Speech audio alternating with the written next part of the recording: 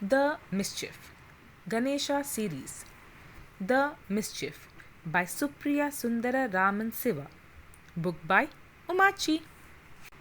Parvati explains to Ganesha the importance of being kind to living things. This includes plants and animals.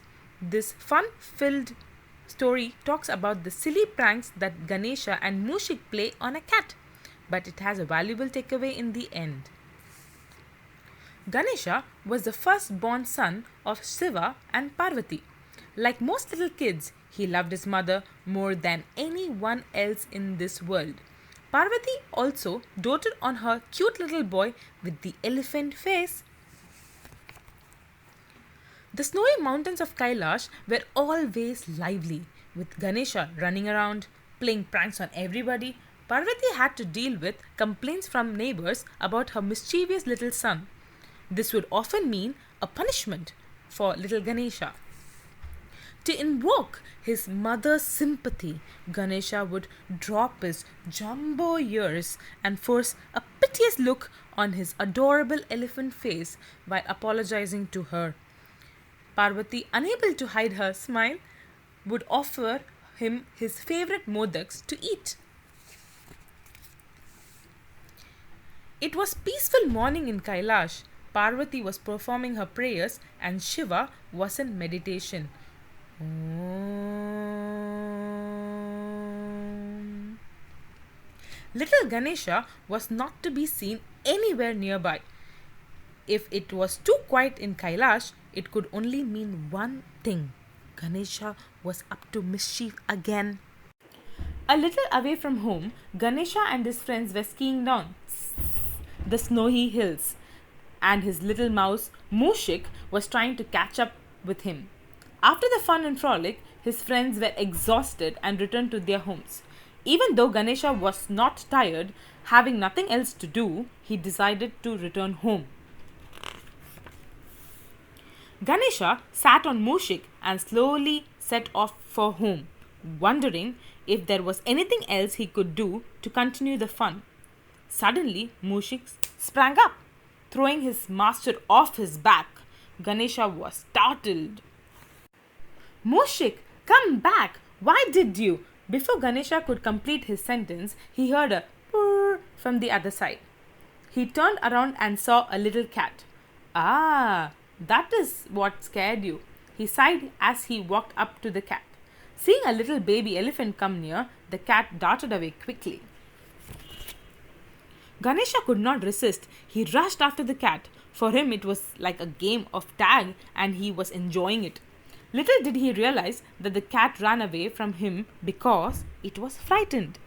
The cat scurried through the bushes and trees as fast as it could. Ganesha diligently followed, heaving from the effort. Finally, he caught up with the cat. Meow! Screamed the cat as Ganesha held on to its tail. Ha ha! I got you at last! He chuckled joyfully at his victory. The cat now pounced on him, trying to escape his grip. This amused Ganesha and he swirled the cat around like a kid would do with its new toy. Ganesha then rolled down the snowy hills, covering himself and the cat with snow, sleet, and mud. When they were at the bottom of the hill, he ran up enthusiastically, lugging the cat along. Let's do it again, he yelled. He was having a blast with his little feline partner. The cat, on the other hand, was now getting annoyed with Ganesha. After several attempts of trying to free itself, the cat gave up. By now, Ganesha and the cat had numerous scratches on them. Of course, Ganesha did not mind that at all. He was too busy having fun. After some time, Ganesha got hungry. Food is something he could not stay without for long. So he let go of the cat half-heartedly. I wish I could play with him some more, he thought as he walked back. The cat vanished out of sight immediately before Ganesha could change his mind. A hungry Ganesha strolled back and found Mushik still under the bushes. While he was away with the cat, Mushik had taken a nap. He was awakened when Ganesha sat on him. Both of them walked home lazily. enjoying the mildly warm setting sun. When they reached home, Ganesha shouted out to Parvati, "Mother, I'm hungry. Can I have modaks, please?" Parvati was nowhere to be found. He finally found his mother sitting in the garden. He ran to her, giving her a big hug.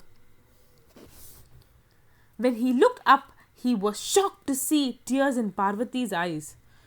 "Why are you crying, mother?" asked Ganesha with a somber look in his eyes. His mother was extremely dear to him and he could not see her unhappy. Then Ganesha found scratches and bruises on his mother's face and neck. He was furious. Ganesha's face was pink with rage. He looked at his mother solemnly. "Who did this to you? Tell me, mother. I'll teach that person a lesson." Parvati was quiet. Parvati looked up at her son. "Do you remember what happened earlier today, Ganesha?" Ganesha looked puzzled as Parvati continued. "You played so roughly with that poor thing. The cat was full of bruises and dirt all over its body. That is what you see on my face and neck. If any living being is hurt, it causes pain to me," said Parvati. Ganesha stood in front of his mother looking down, ashamed for what he has done earlier that day.